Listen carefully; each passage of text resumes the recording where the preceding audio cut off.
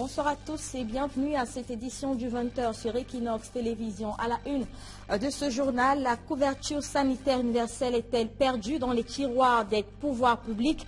À l'ouverture de son assemblée générale annuelle, l'Ordre national des médecins du Cameroun a tiré la sonnette d'alarme sur la nécessité d'implémenter cet outil présenté comme une réponse à l'échec des politiques de santé au Cameroun. Et puis, hors de nos frontières, Robert Mugabe boycotte la cérémonie d'investiture du nouveau chef de l'État zimbabwéen. Le désormais ancien doyen des chefs d'État africains était le grand absent à la prise de fonction de Emerson Mnangagwa à Harare. À suivre dans ce journal les clichés de cette page historique qui souffre qui se tourne donc dans ce parti, dans cette ville politique du Zimbabwe. Voilà pour le sommaire.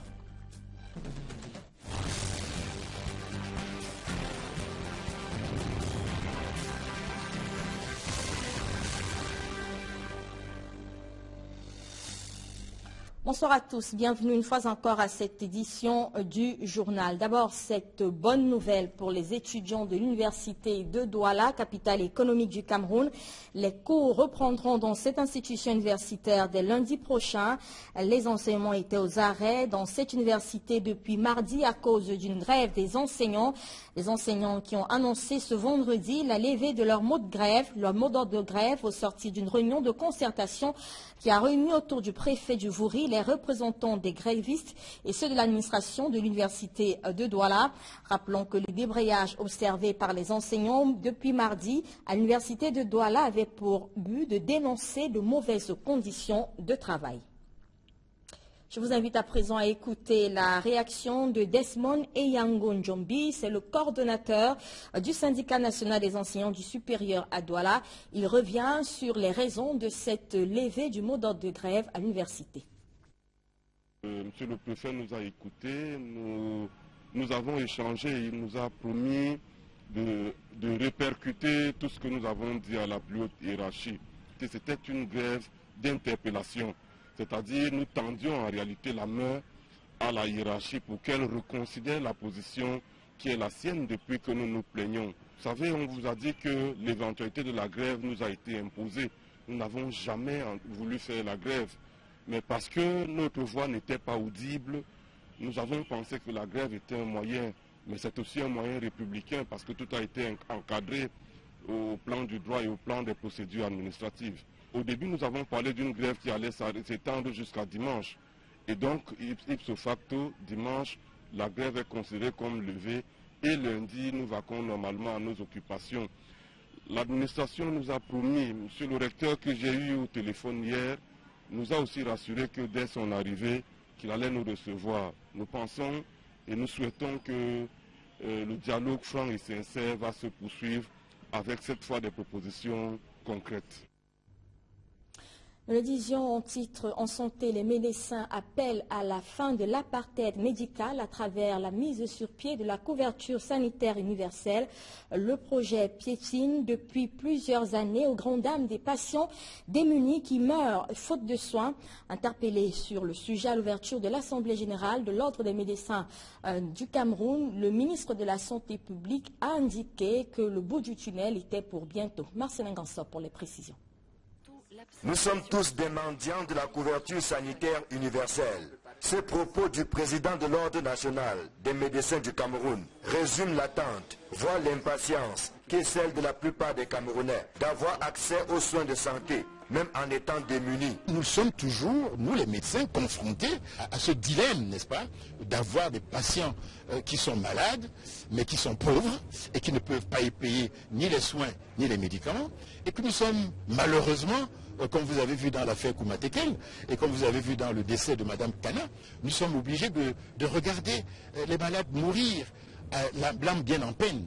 L'avènement de la couverture médicale pour tous devrait mettre un terme à ce que les médecins qualifient d'apartheid médical. Une sorte de ségrégation qui ne dit pas son nom. Le chef de l'État avait dit lors de sa campagne électorale dernière qu'il allait doter le pays d'une couverture médicale universelle. Le problème actuellement, c'est qu'il y avait un débat entre qui allait être le point focal de la mise en œuvre de cette volonté du chef de l'État. Et il a tranché, le chef d'État lui-même, il a confié cela au ministre de la Santé publique. Et c'est le ministre de la Santé publique qui est chargé de mettre en œuvre toute la technicité de ce problème qui est complexe. C'est donc tout naturellement que l'assurance maladie figure en bonne place au menu de l'Assemblée générale de l'Ordre national des médecins du Cameroun. Pour les acteurs de la santé, il est temps pour le Cameroun de passer du simple rêve à la réalité. Nous pensons que le gouvernement a l'obligation de mettre en place cette couverture médicale universelle parce qu'elle est la seule chose que nous pensons que le président peut nous laisser un jour comme témoin de son passage au pouvoir.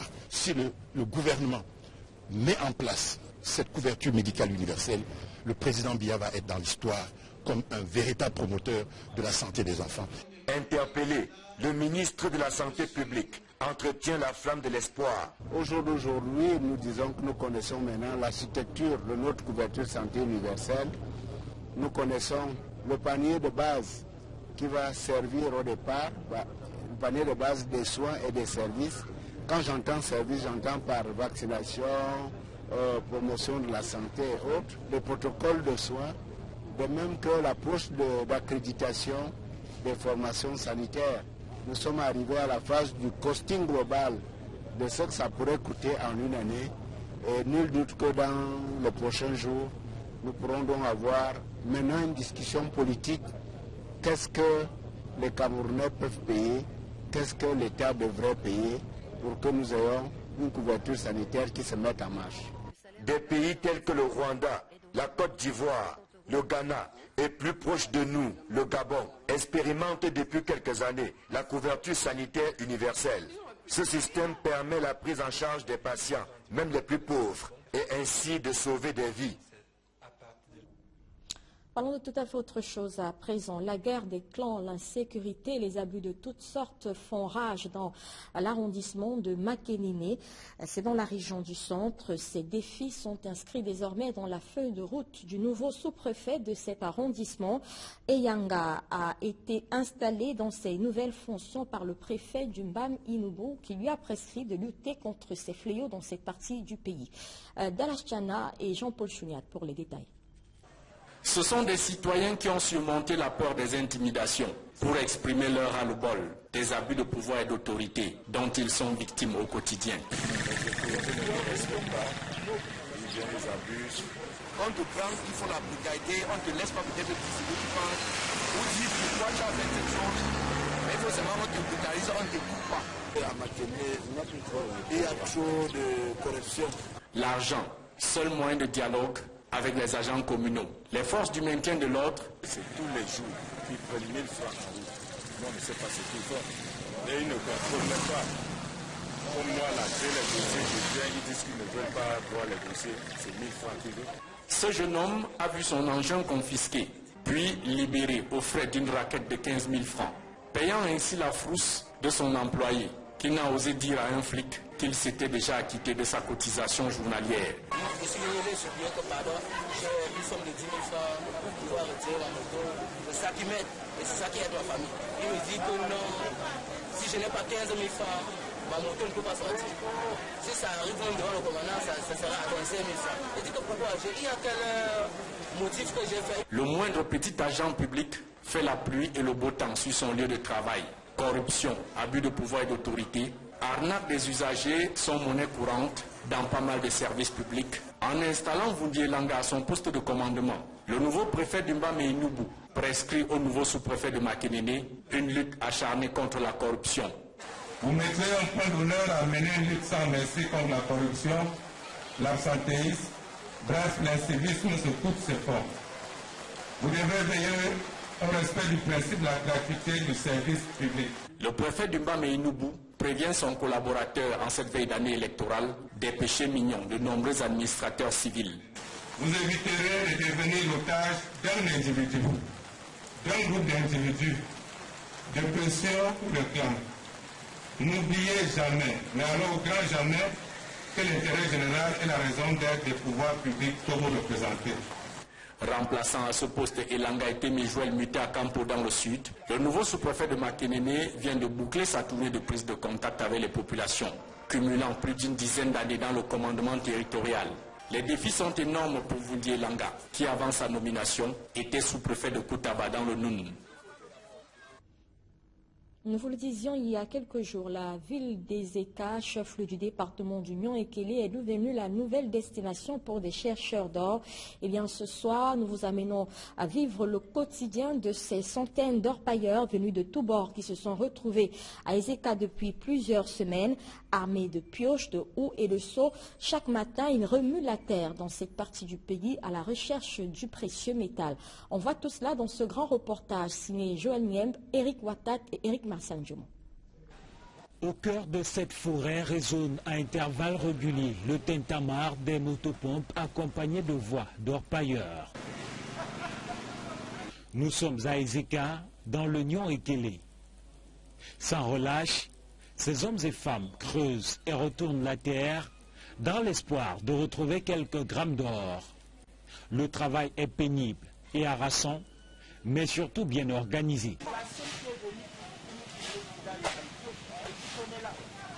Pour pouvoir ainsi exploiter les sites, ces orpailleurs versent de fortes sommes d'argent aux propriétaires de terrain et payent un impôt aux villageois. Je contrôle en même temps les chantiers, en même temps les pourcentages de ce qui se passe.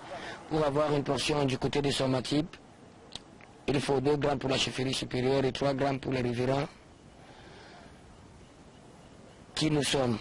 Personne ne peut passer dans le village de Trouy sans voir le chef.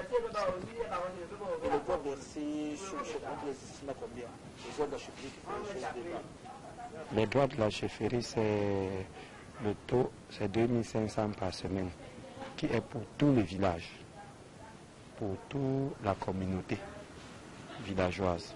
Les portions commencent entre 3 mètres carrés à 5 mètres. Ça dépend des traités. Il y a des riverains qui vont vous dire pourquoi ne pas travailler ensemble pour se partager le produit.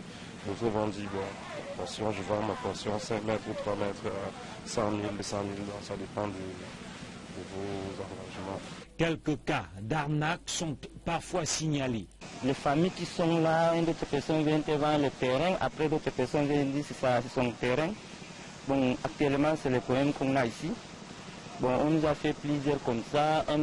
Un terrain, on va à 4 personnes, 5 personnes comme ça. Bon, ils prennent les avances. Pour maximiser leurs chances de recueillir de grandes quantités d'or, ces orpailleurs s'organisent en groupe. Ils sont parfois aidés par des entremetteurs qui très souvent achètent des grammes d'or ramenés. Il y a des collectionneurs, des personnes en relation avec des Dubaïens qui de temps à autre traitent avec nous. Ils sont aussi des mécènes du moment où on a des difficultés de carburant, d'équipement, des moteurs et caisses. Ils peuvent nous fournir cela et puis après la vente ou l'extraction du produit en balance. Ce sont tous les environs de la ville d'Ezeka qui voient ainsi leur terre retourner au quotidien. De Somatip à Logndok en passant par Songkwan, les orpailleurs disent faire de bonnes affaires. Le gramme maintenant, il y a les acheteurs qui prennent à 22 000, il y a les acheteurs qui prennent à 23 000. Donc il n'y a pas un prix fixe au niveau des écarts. Et par exemple, si ça marche demain, dans une personne qui arrive pour avoir combien de grammes? Si c'est pour le lavage, à peu près comme les frères sont en train de tchouquer là, ils peuvent tchouquer même 10 grammes par jour. Oui, et quand on lave avec les petites assiettes, donc avec les longs tomes, ils peuvent laver aussi 5, ça dépend la parcelle qu'on t'a coupée parce qu'il y a les hors-lignes, là où il n'y a pas tellement beaucoup de produits. Des grammes d'or qui se vendent bien, autant en brousse qu'en ville. Bon, il y a les acheteurs ambulants qui sont là. Après avoir fini de creuser, comme tu vois là, on lave, après avoir fini de laver, on souffle, on vend. Aux gens, il y a d'autres qui vendent aux gens qui nous prêtent l'argent. Il y a d'autres qui vendent aux acheteurs qui sont au niveau de la ville. La grande affluence d'étrangers qui s'investissent dans ce domaine dans la ville d'Ezeka cause malheureusement un problème d'hébergement et même parfois de nutrition. En ville aussi, on n'a pas où dormir. Comme c'est quelque chose qui vient de sortir. Donc à Ezeka, on connaît. Donc il n'y avait pas de maison en location. Les gens dormaient dans les mosquées, sur les rues aussi, même où les gens se reposent, aux jardins d'enfants. Il y a plein de monde partout. Cette activité prospère a aussi un revers. Elle perturbe énormément les activités champêtres du fait de la destruction des pistes menant au champ. Il y a même plus le passage ici, mon frère. On a même sorti même une piste pour sortir même du champ, arriver même ici au village. Ils ont boulot. Mon frère, il n'y a plus de route. Il n'y a plus de route. Il y a les trous, ce sont les trous même. On part au marché, le peu d'argent qu'on a, on part acheter. Personne. Ils entrent même presque dans nos champs pour faire le passage. Il y a les pistes partout. Partout. Ezeka s'affiche donc clairement comme le nouvel Eldorado, la nouvelle destination pour de nombreux chômeurs. En à peine un mois, depuis la découverte des premières pépites, l'on dénombre déjà dans la ville près de 450 personnes originaires des États venus d'ailleurs au Cameroun comme à l'étranger qui s'investissent au quotidien dans cette activité. À l'étranger, à présent, Emerson Mnangagwa a été investi ce jour président du Zimbabwe. Il doit assurer la transition dans ce pays après le départ de Robert Mugabe. Il a promis dans son discours d'investiture d'œuvrer pour la reconstruction de l'économie dans ce pays et de respecter la Constitution. On voit tout cela avec Gladys Sidje dans ce reportage.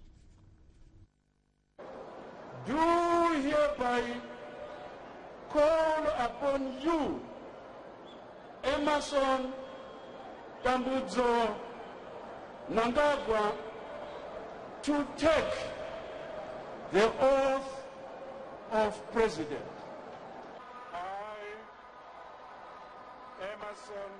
Moi, Emerson Dambudzo Mnangagwa, jure qu'en tant que président de la République du Zimbabwe, je serai loyal à la République du Zimbabwe et obéirai, soutiendrai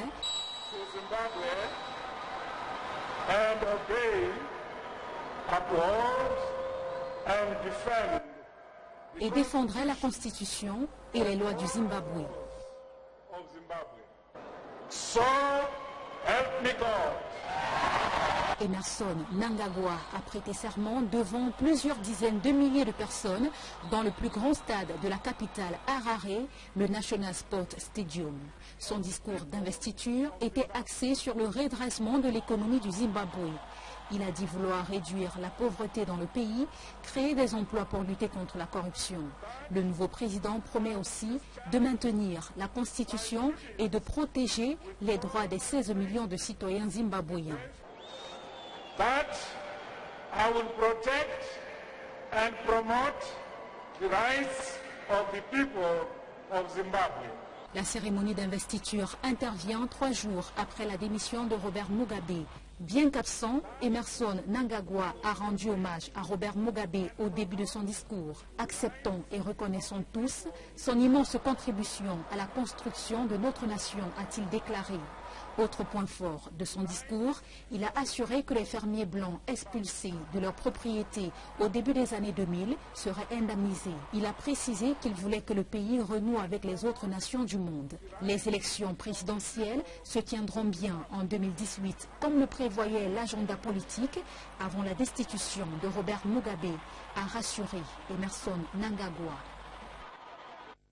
Et vous l'avez entendu, le désormais ex-président Mugabe n'est pas apparu ce vendredi à la cérémonie d'investiture de son successeur. Il y était pourtant attendu pour faire ses adieux et inspecter une dernière fois les troupes.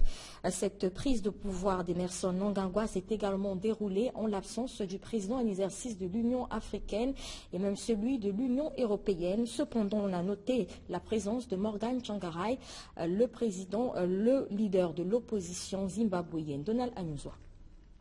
Robert Gabriel Mugabe, le président démissionnaire du Zimbabwe, a brillé de par son absence à la cérémonie d'investiture à la magistrature suprême de son successeur Emerson Mnangagwa. Aussi très remarqué, les absences des exécutifs en exercice tant de l'Union africaine que de l'Union européenne, mais aussi de la Grande-Bretagne, l'ancienne puissance tutélaire, étaient donc présents au stade national de Harare. Le président zambien Edgar Lungu, les anciens chefs d'État zambiens Kenneth Kaunda et Rupia Banda, ainsi que le président mozambicain Felipe Nyusi. Le vice-président namibien Nike Iyambo, les anciens présidents namibiens Sam Nujuma et Ifike Punye Pohamba étaient également présents, tout comme le président du Botswana Ian Khama. ont assisté sur le plan interne à la prise de pouvoir de Emerson Mnangagwa plusieurs personnalités dont Constantino Chiwenga, commandant des forces de défense du Zimbabwe, Morgan Tsvangirai, leader du mouvement pour le changement démocratique, et Joyce Mujuru,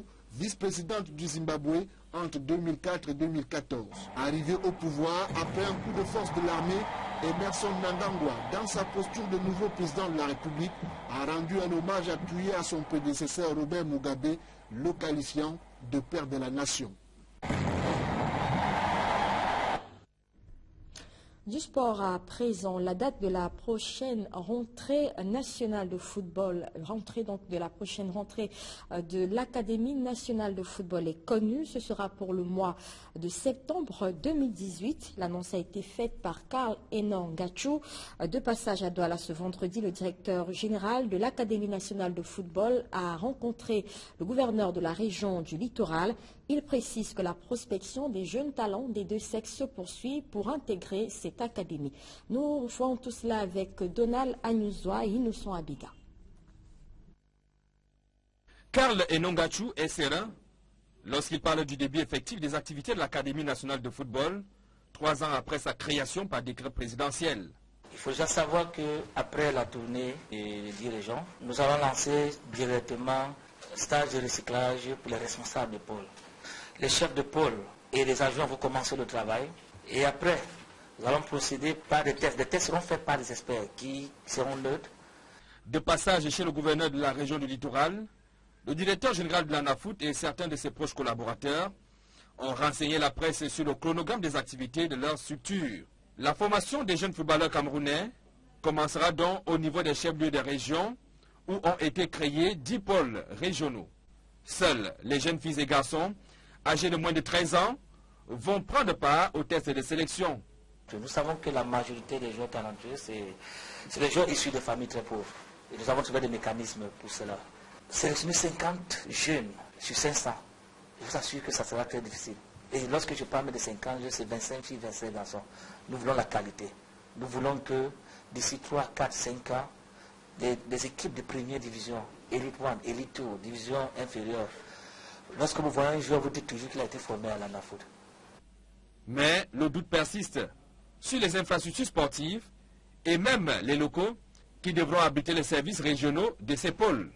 Et ce, malgré les assurances du gouverneur de la région du littoral. Les responsables canadiens qui viennent ainsi pour mettre en œuvre le stade de la réunification et construire ainsi le stade annexe de Bonamoussadi et la rénovation de Mbapelepe.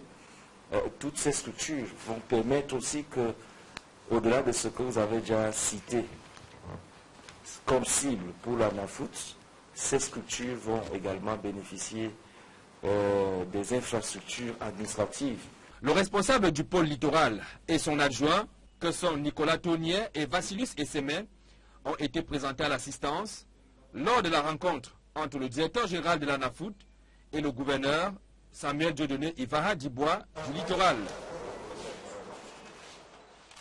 De la publique information dans ce journal. Orange Cameroun, au cœur de vos fêtes de fin d'année, l'entreprise de téléphonie mobile va offrir à son aimable clientèle des opportunités inoubliables pendant 8 semaines. Plusieurs lots à gagner pour passer des fêtes magiques. Reportage. Échange avec Orange et la fin d'année aussi. L'opérateur de téléphonie mobile, dans le cadre de sa campagne baptisée La fin d'année d'Orange, propose à ses abonnés la meilleure gamme d'offres et de services pour amorcer la nouvelle année et vivre des moments inoubliables avec leurs proches. Pour bénéficier de ces offres exceptionnelles, Orange Cameroun intègre son aimable clientèle dans un dialogue qui va se faire sous forme de tombola. Ainsi, pour toute transaction Orange Money d'un minimum de 5 000 francs, vous êtes éligible au tirage au sort hebdomadaire avec à la clé de nombreux lots. Pendant 8 semaines, nous allons offrir à nos clients des cadeaux jamais offerts auparavant. Alors pour les lots, tirage au sort hebdomadaire, vous avez la possibilité de gagner donc, des cuisinières, vous avez la possibilité de gagner des salons complets, des motos, vous pouvez gagner des réfrigérateurs de marque, vous pouvez gagner aussi des écrans LED. Il suffira pour eux de débourser 5 000 francs pour une transaction Orange Money qui les rendra éligibles pour gagner ces nombreux lots-là. Pour le tirage au sort mensuel, il faut avoir effectué des opérations d'une valeur minimale de 25 000 francs CFA via le service Orange Money avec la possibilité d'enlever les véhicules 4x4 mis en jeu. Pour ce qui est du tirage au sort mensuel, il suffit de faire une transaction d'une valeur de 25 000 francs pour pouvoir gagner les voitures mises en jeu, à savoir deux Renault Kadjar et deux pick-up Mitsubishi. La tombola Orange Money bénéficie également d'un encadrement juridique conséquent. Donc chaque semaine, le tirage au sort est effectué en présence d'un huissier où nous avons déposé le règlement de jeu, des experts du contrôle interne chez nous et nos régulateurs. Nous retransmettons ensuite dans nos chaînes partenaires dont vous faites partie pour que les clients voient effectivement les personnes qui ont été tirées au sort. Une fois que les clients sont tirés, vu que c'est automatique, ils reçoivent généralement une notification qui leur dit votre numéro a été tiré au sort, vous serez contacté dans quelques jours, généralement c'est 48 heures ou trop, ce qui nous permet d'identifier le client de manière complète, de savoir où il se trouve afin de nous rapprocher de lui pour lui remettre les lots. Cette année encore, Orange est au rendez-vous avec les meilleurs smartphones du marché au meilleur prix. Il faut dire que fidèle à son habitude, Orange Cameroun, une fois de plus, célèbre la fin d'année avec ses clients grâce à une impressionnante offre d'équipements en smartphone et en domino Internet, en tablette également. C'est des smartphones 3G, 4G bien sûr, pour satisfaire à tous les besoins et desiderata des consommateurs camerounais. Notre gamme de smartphones est riche, elle couvre tous les segments de clientèle. Ça part des entrées de gamme, c'est des milieux de gamme et c'est des hauts de gamme et c'est des très hauts de gamme. Où nous avons par exemple toutes les nouveautés, tous les meilleurs smartphones tels que l'iPhone 8, tels que le Samsung Galaxy Note 8, tels que le Tecno Phantom 8 qui sont aujourd'hui disponibles chez Orange Cameroun en exclusivité au Cameroun.